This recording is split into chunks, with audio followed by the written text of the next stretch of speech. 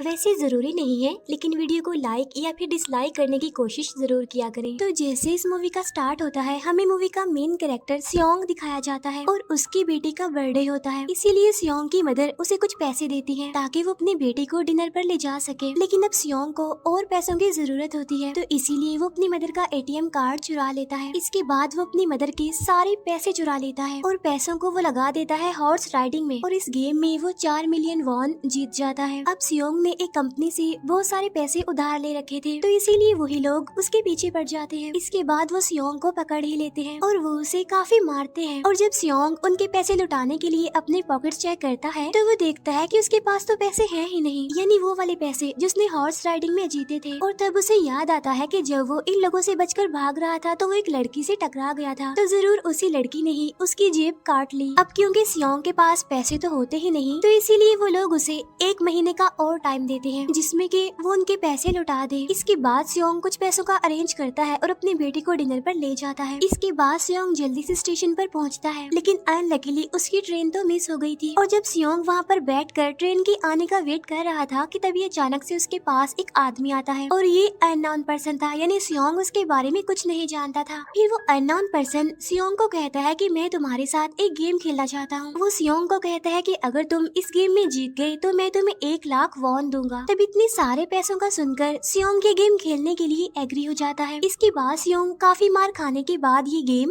जीत जाता है, यानी वो 1 लाख वॉन हासिल कर लेता है। इसके बाद वो अननोन पर्सन सियोंग को एक कार्ड देता है, ये कहते हुए कि अगर तुम और पैसे जीतना चाहते हो तो इस कार्ड पर जो नंबर लिखा हुआ है उस पर कांटेक्ट करना। इसके बाद सियोंग जब अपने घर जाता है तो उसकी मदर उसे कहती है कि तुम्हारी बेटी अगले साल अपने स्टेप फादर के साथ यूएस में शिफ्ट हो रही है। यहाँ पर हमें ये पता चलता है कि सियोंग की डिवोर्स हो गई है और उसकी वाइफ ने दूसरी शादी भी कर ली है। लेकिन सियोंग कभी भी ये नहीं चाहता था कि उसकी बेटी उससे दूर जाए, लेकिन उसे बहुत सारे पैसे चाहिए होते हैं अपनी बेटी की कस्टडी वापस लेने के लिए, तो इसीलिए सियोंग उस कार्ड वाले नंबर पर कॉल करता है। इसके बाद सियोंग को एक गाड़ी में लाया जाता है जहाँ पर और भी लोग थे, लेकिन फिर उन सारे लोगों को बेहोश कर दिया जाता है। और जब उन सब लोगों की आँख खुलती है तो वो खुद को एक फैसिलिटी में पाते हैं जहाँ टोटल 456 लोग थे, और वो वहाँ पर एज अ प्लेयर थे क्योंकि उन सबको एक यूनिफॉर्म भी पहनाया हुआ था। इस फैसिलिटी का होस्ट यानी लीडर एक आदमी था जो कि फ्रंट मैन था वहाँ पर, और वो सब पर नजर रख रहा था। अब यहाँ पर एक कॉमन चीज थी कि जितने भी लोगों को वहाँ पर लाया गया था उन सब ने कर्जे लिए हुए थे बहुत ज्यादा। सियोंग वहाँ पर प्लेयर नंबर 1 से मिलता है जो कि एक बूढ़ा आदमी था। उस बूढ़े आदमी को ब्रेन ट्यूमर था, यही वजह थी कि वो यहाँ पर आया था क्योंकि उसकी लाइफ तो वैसे भी खत्म ही होने वाली थी। इसके बाद वहाँ पर 2 प्लेयर्स जिनमें लड़की का नाम सैब्यूक और लड़के का नाम जेंग होता है, उनके बीच फाइट होती है। अब यहाँ पर सैब्यूक वही लड़की थी जो सियोंग के पैसे लेकर भाग गई थी, यानी उसी ने उसकी जेब काटी थी। सियोंग तो उसे देखते ही पहचान लेता है, इसीलिए वो अपने पैसे मांगने के लिए उसके पास जाता है। तभी वहाँ पर कुछ गार्ड्स आ जाते हैं जिन्होंने पिंक कलर का यूनिफॉर्म पहना था और उनके फेस अच्छी तरह से कवर्ड थे। गार्ड्स उन सभी प्लेयर्स को बताते हैं कि तुम्हें यहाँ पर टोटल 6 गेम्स खेलनी होंगी और जो इस गेम का विनर होगा उसे बहुत सारे पैसे मिलेंगे।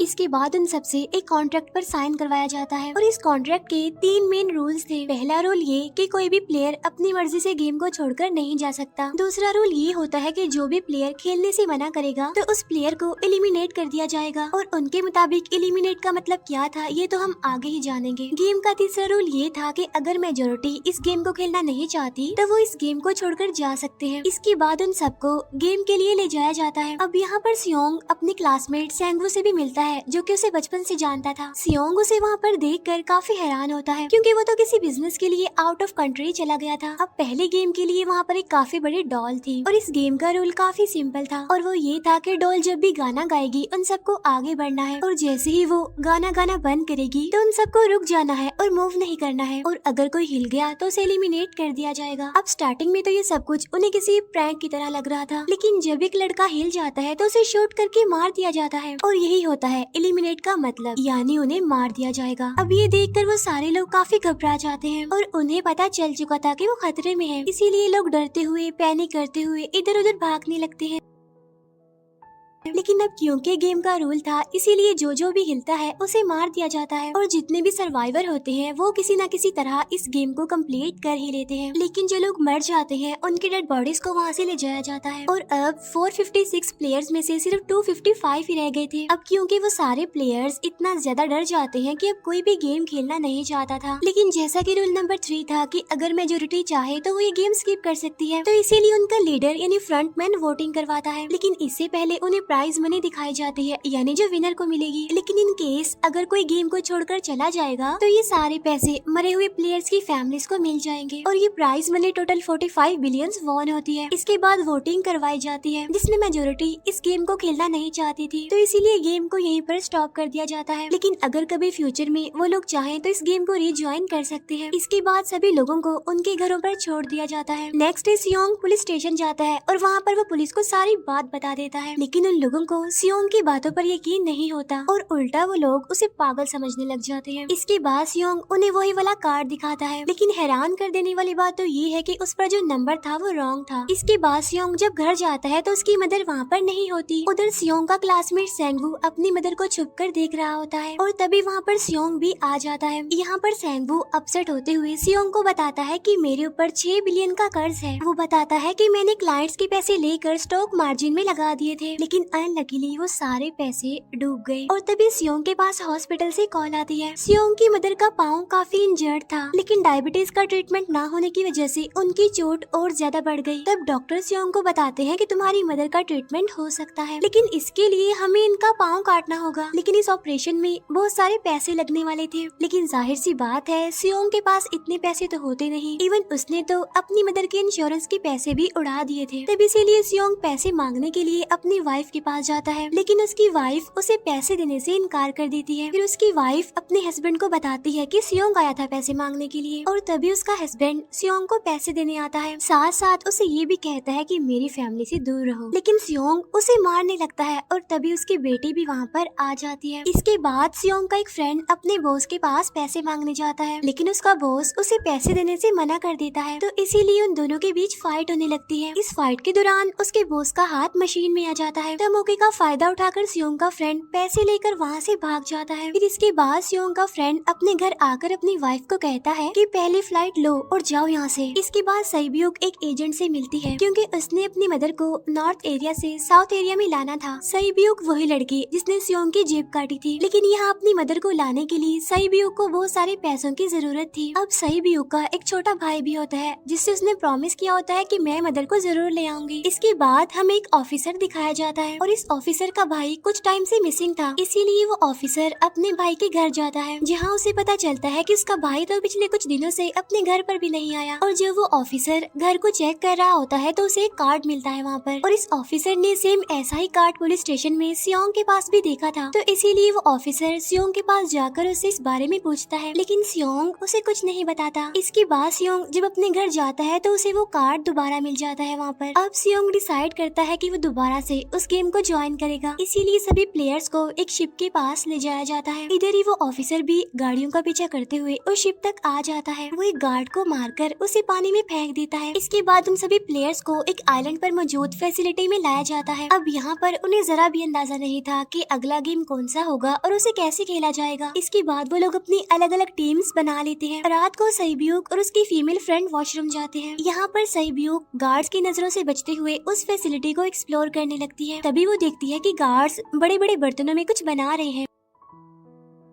लेकिन अब क्योंकि गार्ड्स को शक हो जाता है तो ये गार्ड वॉशरूम्स को चेक करने के लिए आता है, लेकिन तब तक सईब्यूक वापस आ चुकी थी। इसके बाद सईब्यूक अपनी फीमेल फ्रेंड को सारी बात बता देती है जो उसने देखा था, लेकिन यहाँ पर सेंगवू उन दोनों की बातें सुन लेता है और वो इस बारे में सईब्यूक से पूछता है, जिस पर सईब्यूक बताती है कि वो बड़े बड़े बर्तनों में कुछ पका रहे थे। इसके बाद उन सभी प्लेयर्स को प्ले ग्राउंड में लाया जाता है, जहाँ पर उनके सामने 4 शेप्स थी। 4 शेप्स में से उन्होंने किसी एक शेप को चूज करना था। अब यहाँ पर सेंगवू को पता चल जाता है है कि गेम क्या है और क्या करना है हमें। सेंगवू सियोंग को बताता है कि सबने अलग अलग शेप्स को चुनना है। इसके बाद उन सभी को एक छोटा सा बर्तन दिया जाता है जिसमें की शेप्स बनी होती है। अब गेम उनकी ये होती है कि उन्होंने किसी तरह उस शेप को बाहर निकालना है बगैर डैमेज किए, लेकिन अगर शेप जरा से भी खराब हो गई तो उन्हें एलिमिनेट कर दिया जाएगा, यानी मार दिया जाएगा। अब यहाँ पर सेंगवू तो इजिली उस शेप को निकाल लेता है, लेकिन सियोंग इतना ज्यादा घबरा जाता है कि उसकी हालत खराब होने लगती है, लेकिन फिर वो किसी न किसी तरह करके इस गेम को भी जीत लेता है। इसके बाद उन सबको वापस से रूम में लाया जाता है। अब यहाँ पर 187 प्लेयर्स वापस आए थे, जिनमें से अब सिर्फ 108 ही रह गए थे। इसके बाद उन सबको खाने के लिए ले जाया जाता है, लेकिन खाने की वजह से जैंग की एक लड़के से फाइट हो जाती है, जहाँ पर जैंग उस लड़के को इतना ज्यादा मारता है कि वो मौके पर ही मर जाता है। इधर ही हम देखते हैं कि उन प्लेयर्स में से एक डॉक्टर होता है जो गार्ड्स के साथ मिलकर मरे हुए लोगों के ऑर्गन्स निकाल कर उन्हें चाइनीज को बेचने का काम करता है। इसीलिए जब भी डेड बॉडीज को ले जाया जाता है तो वो डेड बॉडीज को गायब कर लेते हैं, क्योंकि ये सब कुछ एक प्लान के अकॉर्डिंग चल रहा था, क्योंकि ये सारा कुछ फ्रंट मैन से छुप कर हो रहा था। यही वजह थी कि कंट्रोल रूम में भी उन्होंने अपना ही एक आदमी बिठाया हुआ था जो कि उन लोगों की सारी वीडियो फुटेज डिलीट कर देता था, और गार्ड्स तो डॉक्टर को गेम के बारे में पहले ही बता देते थे ताकि वो सरवाइव कर सके। यहाँ पर एक गार्ड उसी प्लेयर डॉक्टर को बताता है कि आज हमने प्लेयर्स को जानबूझकर खाना कम दिया है ताकि वो आपस में लड़ने लगे, जिससे होगा ये कि सारे वीक प्लेयर्स गेम से आउट हो जाएंगे। साथ ही गार्ड डॉक्टर को अपनी अगली गेम के बारे में बता देता है। अब 30 मिनट के बाद वहाँ पर लाइट्स ऑफ होने वाली थी। अब यहाँ पर सेंगवू को पता था कि सियोंग की टीम जरूर कोई उल्टा काम करेगी, इसीलिए वो उस टीम को अपने पास बुलाकर उन्हें रिलैक्स रहने के लिए कहता है। उधर वो जो डॉक्टर प्लेयर होता है वो जैंग की टीम में शामिल हो जाता है। यहाँ पर डॉक्टर जैंग को बता देता है कि अगला गेम क्या होने वाला है। इसके बाद लाइट्स ऑफ हो जाती है और जैंग अपनी टीम के साथ मिलकर बाकी सभी को मारने लगता है। जैंग एक लड़की को मारकर सईब्यू को मारने जाता है, लेकिन तभी सियोंग उसे बचा लेता है। इसके बाद गार्ड्स वहाँ पर आकर उन सभी को रोक लेते हैं और अब टोटल 80 लोग रह गए थे। इसके बाद उन सभी को तीसरे गेम के लिए ले जाया जाता है और यहाँ पर उन्हें 10-10 प्लेयर्स की एक टीम बनाने के लिए कहा जाता है, और वो लोग ऐसा ही करते हैं, अपनी अपनी टीम बना लेते हैं। अब क्योंकि जैंग को अगली गेम के बारे में पहले ही पता होता है, इसीलिए वो सईब्यू की फीमेल फ्रेंड को अपनी टीम में नहीं रखता और वो अपनी टीम में सिर्फ मर्दों को ही रखता है। इसके बाद सेंगवू भी अपनी एक टीम बना लेता है। अब क्योंकि उन्हें एक प्लेयर की जरूरत थी तो इसीलिए सईब्यू की फीमेल फ्रेंड उनके टीम में शामिल हो जाती है, और ये गेम असल में टग ऑफ वॉर का होता है, यानी उन्होंने अपने सामने वाली टीम को नीचे गिराना था। इसके बाद गेम स्टार्ट हो जाती है और जैंग की गेम बड़ी आसानी से इस गेम को जीत लेती है। इसके बाद बारी होती है सेंगवू की टीम की। तब प्लेयर नंबर 1 यानी वो बूढ़ा आदमी कहता है कि मैंने अपनी जिंदगी में बहुत सारी टग ऑफ वॉर्स खेल रखी हैं, इसीलिए उन सबको गाइड करता है कि इस गेम को कैसे जीतना है।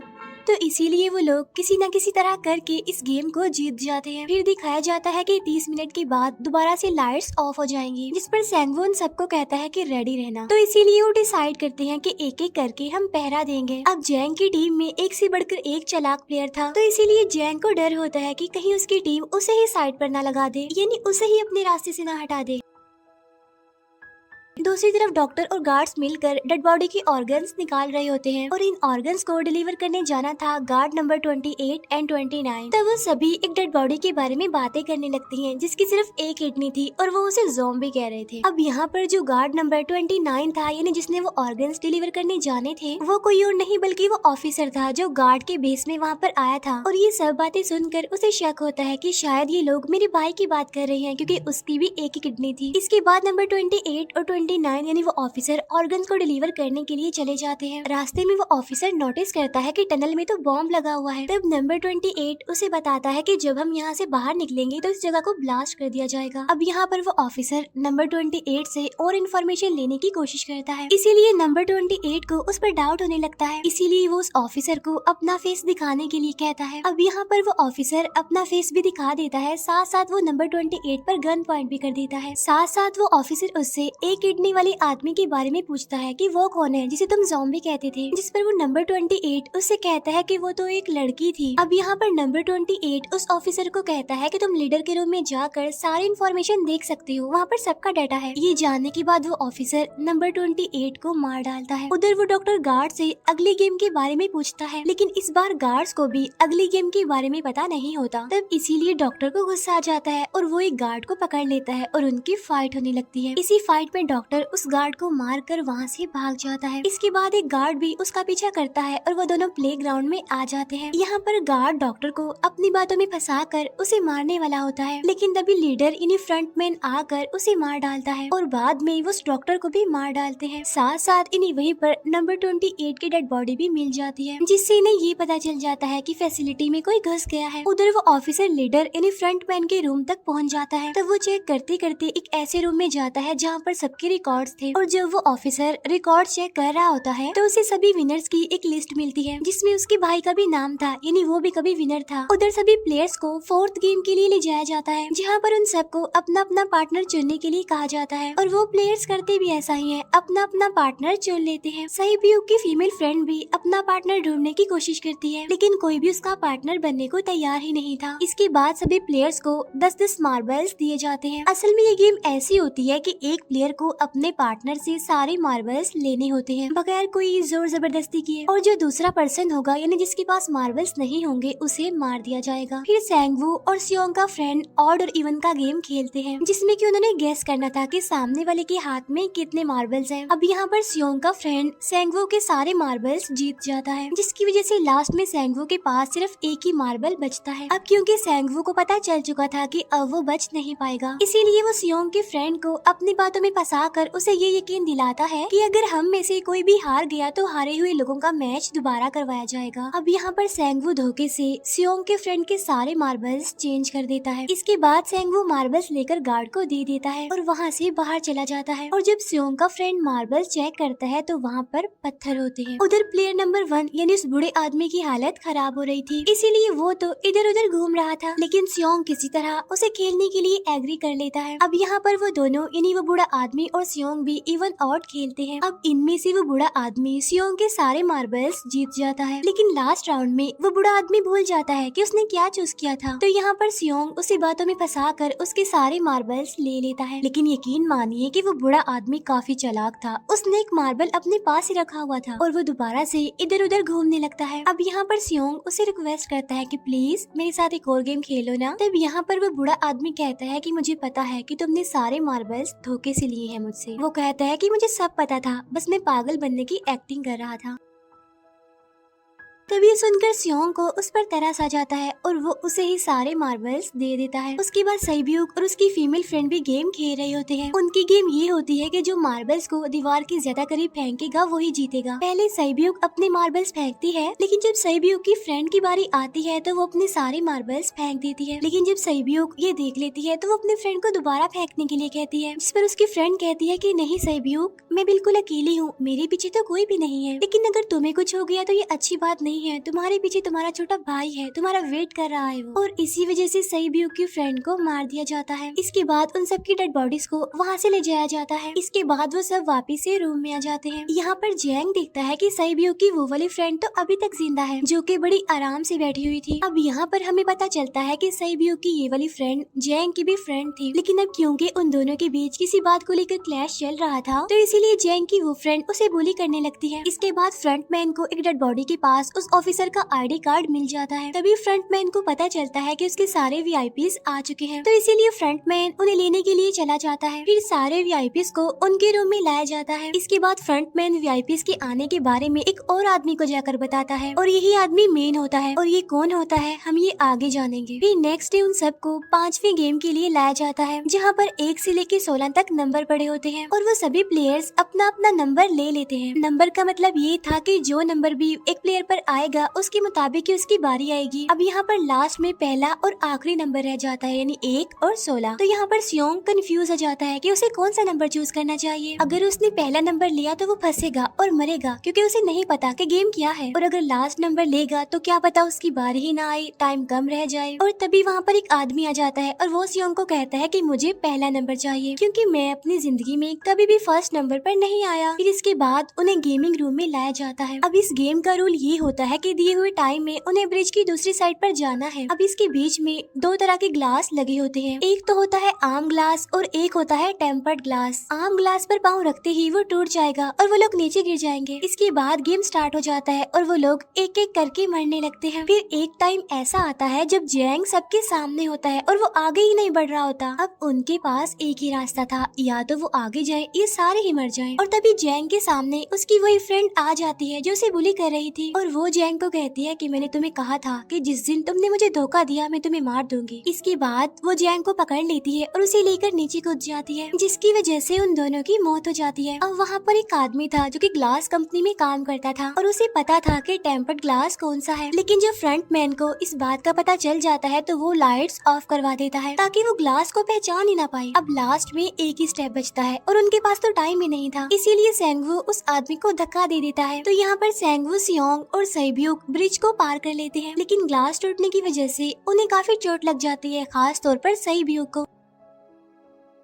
उधर उस ऑफिसर ने एक सर्वेंट को मारकर उसकी जगह खुद ले ली थी। अब एक वीआईपी को उस ऑफिसर पर शक होता है और वो उसे कहता है कि अपना मास्क रिमूव करो, लेकिन वो ऑफिसर कहता है कि ठीक है, लेकिन मैं अंदर जाकर अपना मास्क रिमूव करूंगा। इसके बाद वो ऑफिसर उस वीआईपी को लेकर अंदर चला जाता है। अंदर जाकर वो ऑफिसर उस वीआईपी को बेहोश कर देता है और इस बात का पता फ्रंट मैन को चल जाता है, इसीलिए फ्रंट मैन उसके पीछे जाता है और वो उस ऑफिसर को देख लेता है, इसीलिए वो ऑफिसर वहाँ से भागकर आइलैंड पर आ जाता है। फ्रंट मैन भी उसका पीछा करते हुए वहाँ पर आ जाता है। अब यहाँ पर वो ऑफिसर अपने सीनियर्स को कॉल करने की कोशिश करता है, लेकिन कॉल कट हो जाती है। फिर वो ऑफिसर उन्हें सारे सबूत भेजता है, लेकिन वहाँ पर नेटवर्क नहीं था। इसके बाद फ्रंट मैन ऑफिसर को पकड़ लेता है और उसे उनके साथ चलने के लिए कहता है, लेकिन वो ऑफिसर तो उस फ्रंट मैन पर गोली चला देता है। इसके बाद फ्रंट मैन अपना मास्क उतार देता है, तो वो ऑफिसर देखता है कि वहाँ पर कोई और नहीं बल्कि उसका अपना भाई है वो। इसके बाद ऑफिसर का भाई यानी फ्रंट मैन उसे शूट कर देता है और वो जाकर पानी में गिरता है। उधर ग्लास लगने की वजह से सैब्यूक काफी इंजर्ड हो गई थी और उसका बहुत सारा खून भी बह रहा होता है। इसके बाद तीनों सर्वाइवर्स को